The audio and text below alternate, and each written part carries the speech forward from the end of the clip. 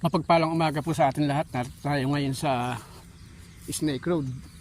Mag-i-spray tayo ng Paisiro tsaka 240. I-spray natin yung may damo kasi yun sa may mga parting dulo nito eh. Spray natin. Ayan si Papi oh. Mag-i-spray tayo ngayon ng Paisiro. Ito Paisiro. Tsaka itong 240 paghahaluin natin para isang sprayer na lang tayo ng pandamo. Ganito karaming gagawin natin timplada. Isang lata ng sardinas, tigi-isa sila. Kaya medyo kasi isang buwan na itong ating palay na yan. Buhat ng itinanim, isang buwan na siya. Ito kinalog na natin siya. Itong timplada natin.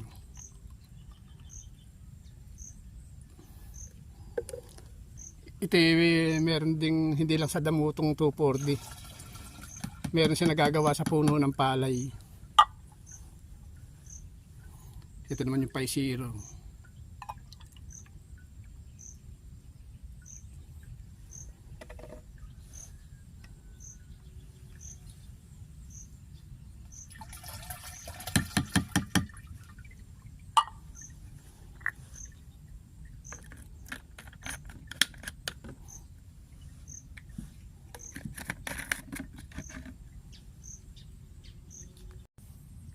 Ito yung lugar na may mga damo eh. Itong ini-spray natin na.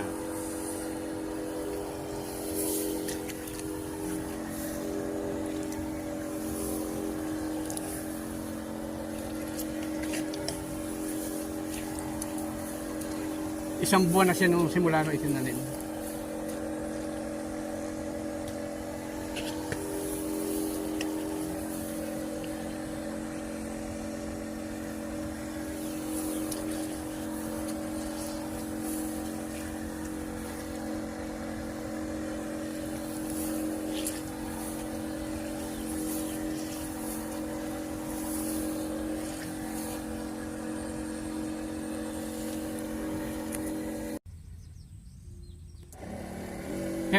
Isa ito sa pinapatay ng Paisiro, itong telebisyon na yan. Titingnan natin kung madadali yan. Maraming sumusulpot ng mga damo. Mas malaki na sila sa palay.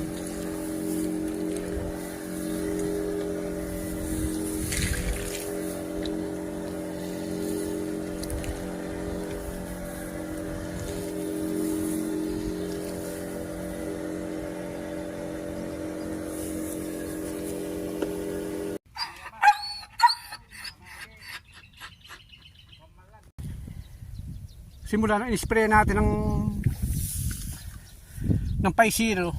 Ito yung naging resulta niya yun. Halos napatay niya agad. Mabisay Paisiro. Balikon pa lang ngayon yung simula nung in-spray natin yung araw ng spray. Pangatlong araw ito. Kasama yung araw ng spray.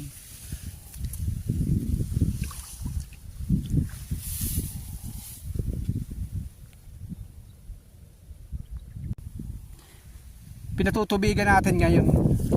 Ito't may tubig na. Talagang ininda nung damo yung in-spray natin.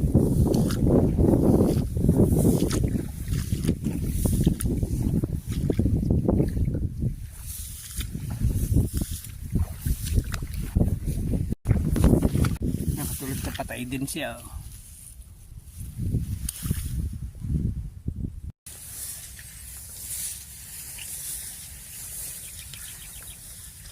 Ito yung resulta ng pagkaka-spray natin ng Paisiro.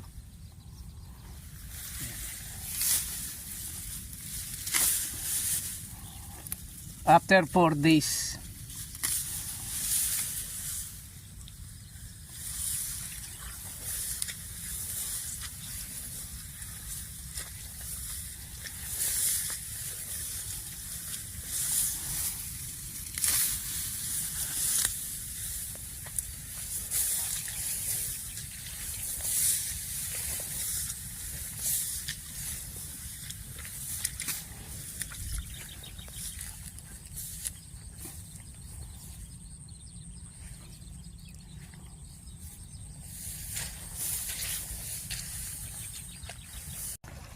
Mukhang matatagalan bago umakyat to.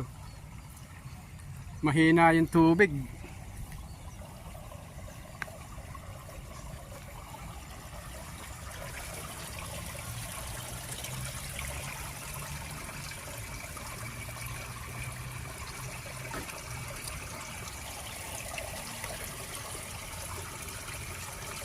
Inuumpisa na nating maglinis. Lilinisin natin ito baka sakaling sipagin tayo makapagtanim tayo.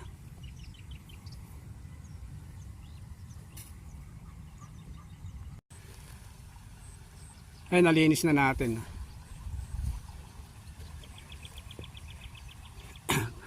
Hinukay na rin natin yung pagtatamna natin, yung pinala na rin natin. Kaya naka-prepare na yan. Na si Papi. Ito naman lilinisin din natin ito.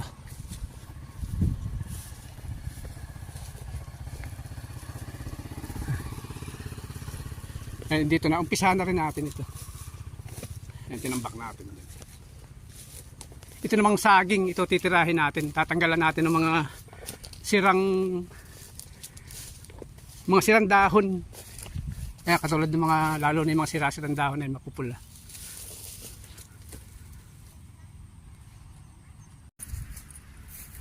Ay, nakatapos na tayo rito ng paglilinis. Pati yung mga saging natin, nalinis na rin yung mga dahon. May mga ilan na lang na hindi na maabot ng ating sungkit.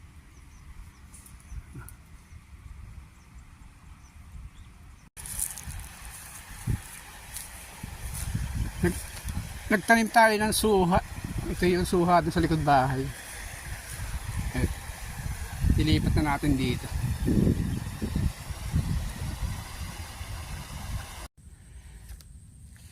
Ito yung mga itinanim nating lemon, buhay na siya.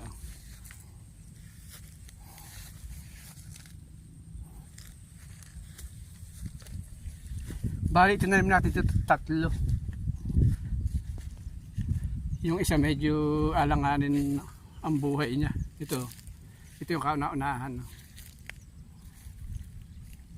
Tsaka ito yung papayang itinanim natin, bali dalawa lang silang natira. Doon sa may 8 yata yun o 9. Nagtanim din tayo ng sili, yung siling demonyo ika. Doon sa tawag sa Nueva Ecija, bali dalawa. Nagtanim din tayo ng suha. Ito yung suha natin, ito yung matagal natin sa likod natin. Sa likod ng bahay. Siguro mga 2 taon na yan na nung pinatubo ko. Ayan, nilipat natin dito sa bukid. Tsaka may abukado. Tanim tayo dito, 2 abukado. Ayan. Tsaka meron pala tayo na buhay na kalamansi na tanim.